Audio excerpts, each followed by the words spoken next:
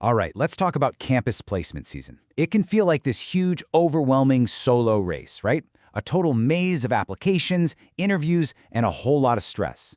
But what if I told you that you have a secret ally on campus? A resource that most students, and I mean most students, completely misunderstand. Think about it for a second. When you hear the term placement officer, what's the first thing that pops into your head? Is it someone who just manages deadlines or forwards your resume into a black hole? Maybe even someone standing between you and that dream company?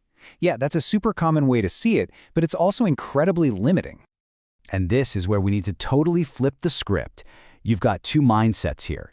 On one side, you have the gatekeeper view, seeing them as just, well, an admin. But on the other side, you have the strategic ally view.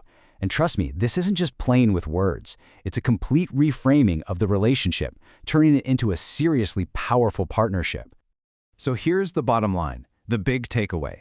Your placement officer is not a hurdle you have to jump over. They are your single most valuable and, honestly, most underutilized resource on campus.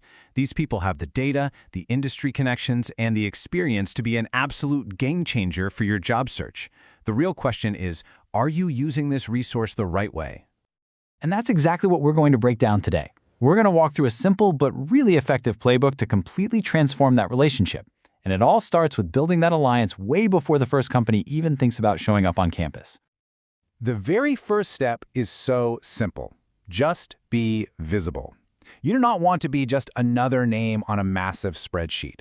So go introduce yourself in your pre-final year. Go to every orientation session, even the ones that are supposedly optional. And hey, if you can, volunteer to help out with some of the placement activities. These little things make you a familiar, reliable face, someone they actually remember and trust. Okay, so once you've made that initial connection, the next phase is all about strategic communication. And it's not just about what you say, but it's also about how and when you say it. Let's dig into how this really builds up your alliance. This is where you start giving them the ammo they need to help you out. Share your updated resume and, here's the key, ask for their honest feedback. They see hundreds of these things and they know what recruiters are actually looking for. And be super clear about your targets, whether it's consulting, analytics, whatever. Oh, and if you have any constraints, like you can only work in a certain city, mention it early and professionally. It shows you're serious and you respect their time. Now, this question is an absolute game changer. Seriously, write this down. Asking this one question is like a secret key that unlocks insider knowledge. It goes way beyond generic tips. It signals to the placement officer that you're thinking like a strategist, and guess what? They'll start treating you like one. So, you've built the relationship, your communication is on point. Now what? How does this all pay off during the crazy pressure of the actual placement drives? Well, this is where all that groundwork you laid really starts to shine. Let me be blunt. Professionalism is completely non-negotiable.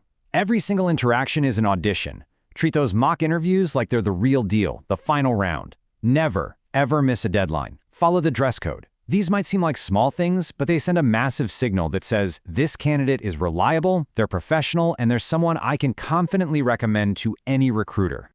And now for a little superpower you might not know you have. Data. Your placement office is sitting on a gold mine of information. They know the trends, which companies are hiring the most, even why people get rejected. Don't just apply blindly. Go ask them for this data.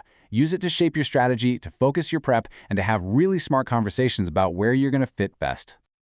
This brings us to the final and most advanced stage of this whole alliance. This is where you shift from being a candidate they just manage to a partner they actively advocate for. This is where you really become proactive. Just look at the difference here. It's night and day.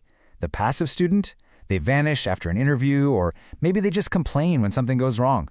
But the proactive partner, they close the loop, they follow up, they share feedback, and they frame their concerns as constructive suggestions.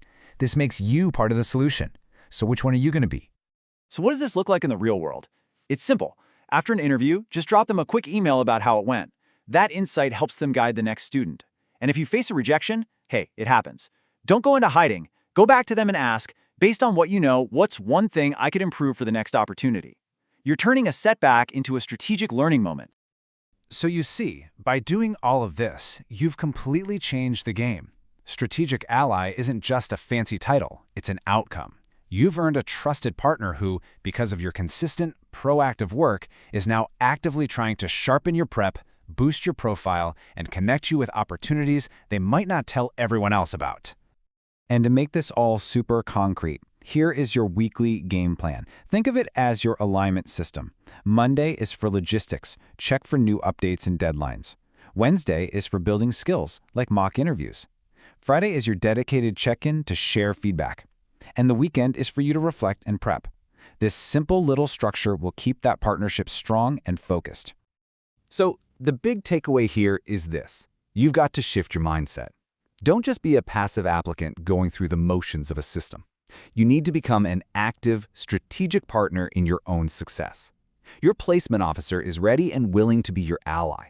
You just have to be the one to start the alliance. And that leaves us with one final thought for you to chew on. This isn't about doing everything at once. It's just about starting. So, what's the one small action you can take this week to begin turning your placement officer into your biggest advocate on campus?